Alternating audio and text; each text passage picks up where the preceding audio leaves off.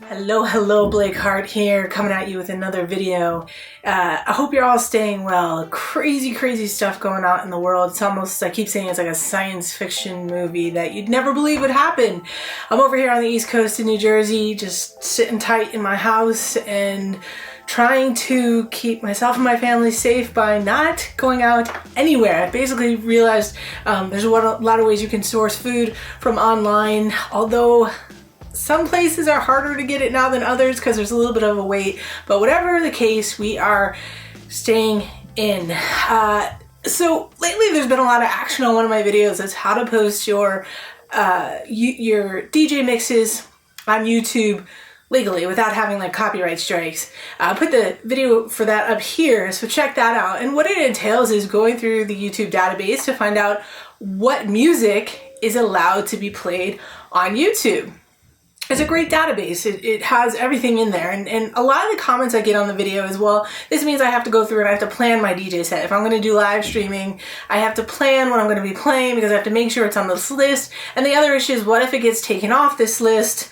What does that mean? Look, there's really no great answer for being able to post your mixes on YouTube legally. But what this video is to give you some tips on what tends to trick the algorithm that's trying to figure out if you've used some music that's copywritten. I know a lot of DJs feel really frustrated right now, especially, you know, you're cooped up, you're quarantined, a lot of your income and your money has been taken away, and you're just trying to figure out how to keep doing what you love, what you're passionate about, which is DJing, and, you know, maybe try to figure out a way to make some money at it. You probably won't be doing that on YouTube. You might be able to do it on Twitch, but let's talk about a few things that generally help in terms of not getting your video flagged or taken down. So one of the things that's, you know, really obvious if you've watched some of the DJs that are able to keep their videos up or doing their live streams on IG or YouTube is quick mixing, like really quick mixing. You know, you come into one song, you got to get to that next song very quickly so that there's not enough time for the algorithm to know what song you're playing. So you see that a lot. Also using remixes. So, you know, the original version of the song sounds very much different than the remix that the DJ is using. So that helps a lot of the time. I've heard of cases where if you speed up the BPM by about 10, that will help as well. You know, obviously shifting the pitch if you want to do that, you probably don't. But that kind of stuff tends to help as well.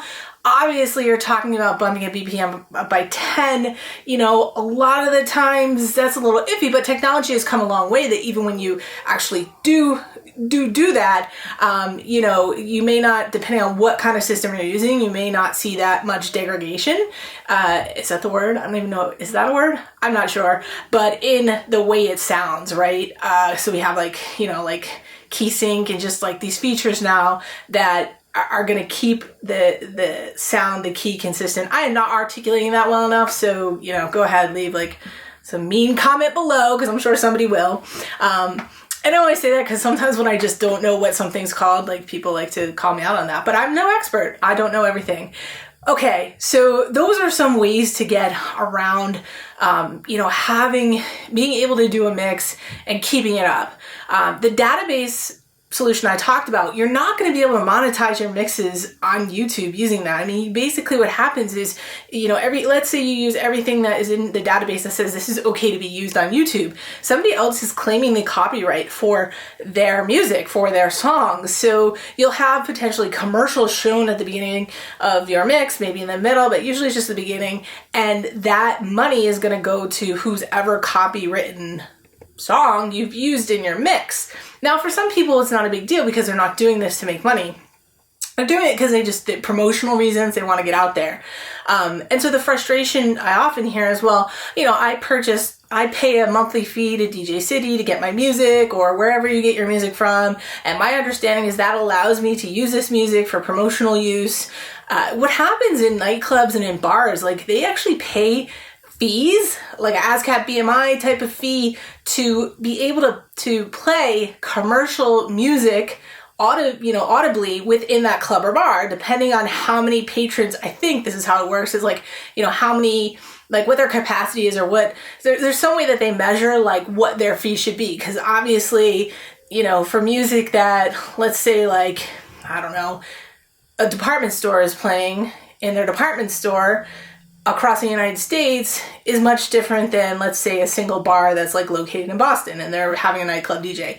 I don't know how that all works, but I do know that there's a fee that's paid. So when you're using DJ City, or you're, you know, paying for that monthly fee, it doesn't give you the ability to use that music then for video purposes, which, you know, YouTube or IG streaming, and not have to deal with the repercussions of the fact that, you know, you haven't paid for any kind of like sync deal or any kind of deal to use that music in that manner. So you can't. I mean, you just don't have that right.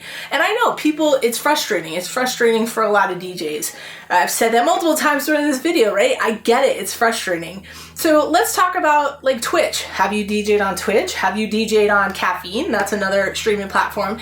And both of which, to my knowledge, are not as stringent as YouTube or as Instagram or Facebook, for example, is another one that's tricky. But what does happen on Twitch is, like, if you decide that you want to post your whole like set that you did, let's say you do like a 2-hour set and you want to post a video of your set after the fact, so after it's been streamed live, Twitch is going to go through and they're going to silence anything in your set that they determine is somebody else has rights for. They don't want it to be heard on a replay. I don't know how they determine that either. So it's all a crapshoot, right? Totally a crapshoot. But streaming live on Twitch, you shouldn't have any issues. There's a lot of DJs now that are obviously doing it because everyone's live streaming right now. I mean, it blew up over the past 2 weeks since everybody's slowly gone even more and more into quarantine, which is why my video up here, how to stream, how to play your mixes legally on YouTube, is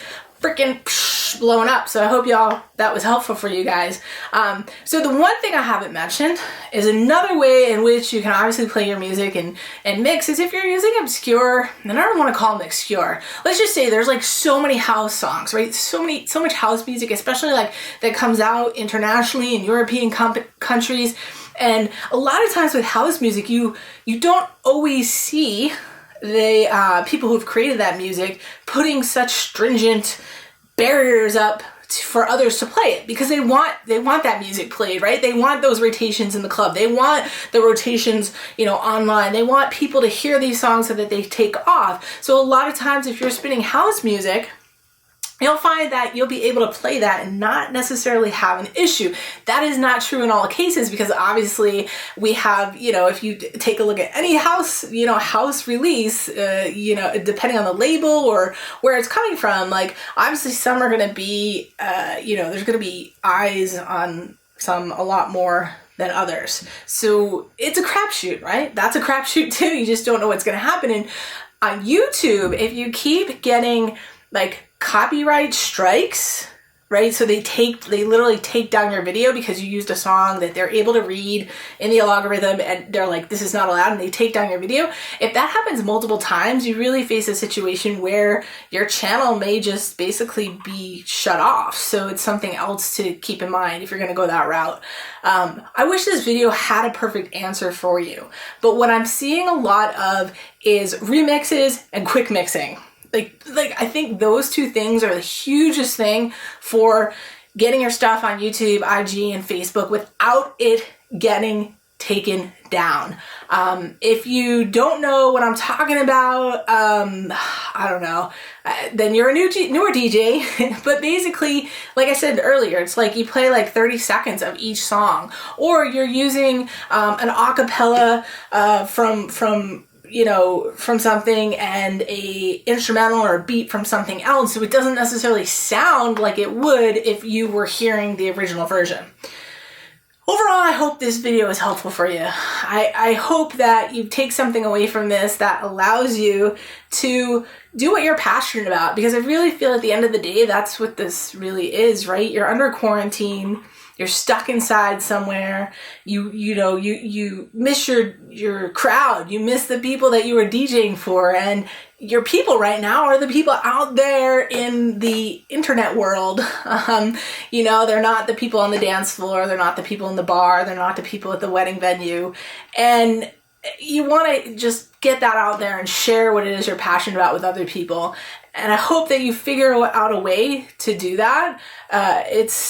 It's fun, you know, it's really fun. It's you know, it's one thing when you're just sitting at home and you're DJing for yourself and you're just like, all right, cool, and you're jamming and you're having a good time, you're having a drink.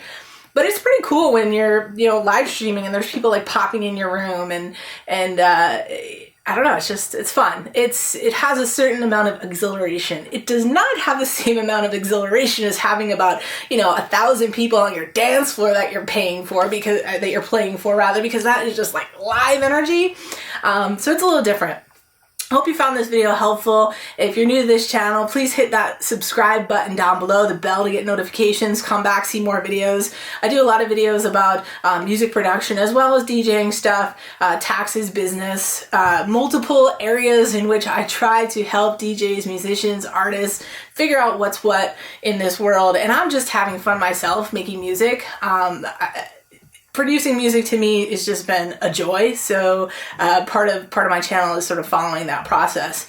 I hope you all stay well, stay healthy, stay inside. Well, not inside, just stay, you know, keep your social distance.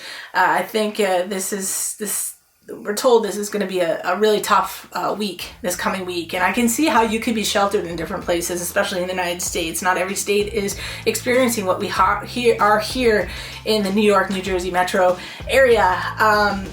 Yeah, it's a lot to take in, it's a lot to process, and not everyone has seen those darkest moments yet. So I wish you all the best, and I'll see you in my next video.